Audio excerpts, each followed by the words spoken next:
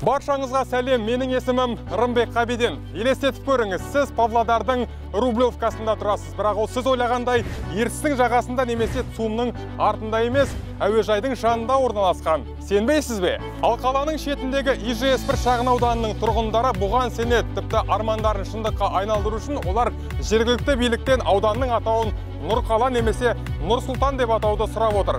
Кеменің атын қалай қойсаң, солай жүзет деген ырым ғой баяғы. Сонымен 10 жылдан астам уақыт бос жатып, таяуда ғана құрылыс жұмыстары қарқын алған шағын ауданда қандай өзгерістер орын алуда?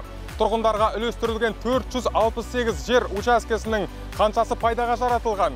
Жаппай халықтың қоныстануына не кедергі болып тұр? Осы және өзге де сұрақтардың жауабын бір кездейік.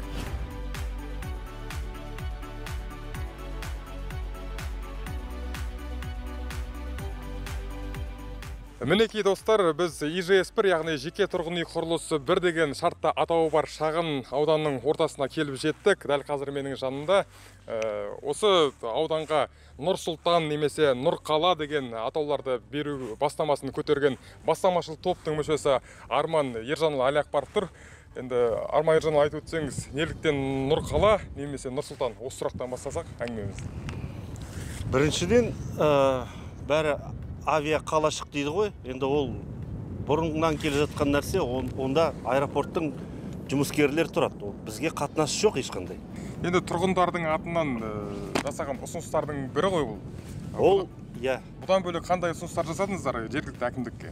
Су болсын, канализация болсын, жылу болсын, оларды да сұрап тұрмыз. Енді автобуста келмейді мына жаққа.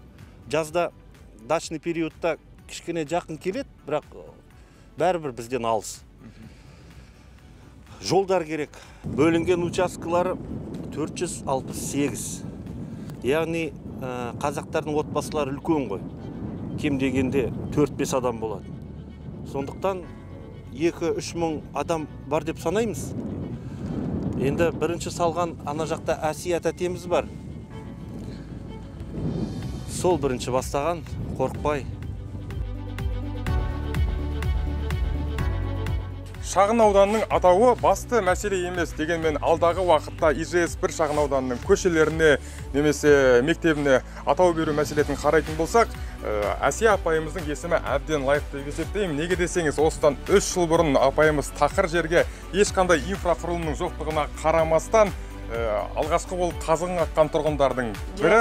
Жоқ, балам, маған атымды көше қоюдың қажет жоқ. Маған свет берсе, су келсе, сол өкіметтің үлкен марапаты, сый құрметі деп түсінем. Свет келсе, барлық жұмыс басталады, барлығы жолға қойылады деп ойлаймын. Сол өкіметтен күтетініміз сол. Ешкімнің жоқтығына қарамастан осы жерге келуге жүрегіңіз қалай дауалады? Енді біреу бастау керек қой. Немене жаңағы қимылдамасаң, іс-әрекет жасамасаң отыра бересің ғой. Сол үшін әрекет жасау керек, бастау керек. Мен даже мынау жастарды да шақырам, келсін, қорықпасын, қимылдасын. Суды жерден шығаруға да жарық керек, жаңағы жылуды тартуға да жарық керек, жаңағы үйді жылытуға. Сосын мына құрылысты бітіруге жарық керек. Мынау қазіргі құралдың бәрі жаңағы болгарка дейді, циркулярка дейді, бәрі светке байланысты ғой. Ел-жұртпен байланысуға да жарық керек, иә? Сонда бүкіл мәселе жарыққа тіреліп тұр бірінші кезекте. Енді біз телефонымыз мына жерде несі бітіп қалса, зарядкасы бітті, хабар жоқ, өздері келіп хабар алады, ойбай, барсыңдар ма, жоқсыңдар ма деп. Жазатайым, мен кейде үйде жалғыз болам, түнде ұры келсе, телефон жоқ болса не істеймін? Біреуге звондауға. Әзірге аккумулятормен әлек-сәлектерін шығып отырсыздар. Мынау енді ол бүйтіп бір тірлік істейтіндей жарық емес, бірақ әйтеуір табан жолыңды көріп, нанды тауып жейсің, сол ғана. Әсия апамыз жарық мәселесімен бас қатырып жатқанда үйінің іргесінде Нұрлы жер бағдарламасы бойынша мынадай бір және қос қабатты 55 тұрғын үй салынып жатыр. Ауданның болашағы бар деген сөз бұл. Жалпы келешекте тағы да қандай жоспарлар күтілуде? Мұнымен жергілікті әкімдік өкілдері тұрғындармен кездесу барысында бөлісті.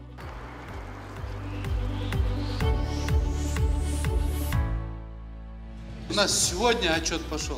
Не 2 года назад, когда вы взяли, сегодняшнего, или в 2006 году, когда взяли, с сегодняшнего числа отчет начинается. Сейчас мы дебютовку делаем, более сложно. Вода будет. По времени, да, по времени. Вот сегодня четверг, Через неделю, в четверг, пожалуйста, мы вас ждем. Вдоль проспекта Назарбаева предусмотрено развитие трамвайного сообщения до кольца аэропорта.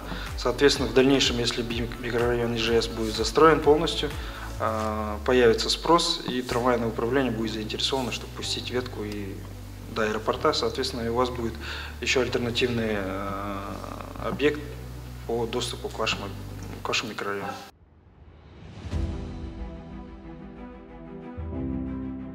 Жалпы шағын ауданның тамырына қан жүгіргеннен кейін мұнда 120 орындық мектеп пен 90 орындық балабақшаның құрылысы жоспарланған. Жоба жоспар деңгейінде барлығы тамаша, әрине. Бастысы әкім қаралар семіз сөйлеп, арық шықпаса болғаны. Сіздермен бірге болған мен Рымбек Қабиден, көріскенше.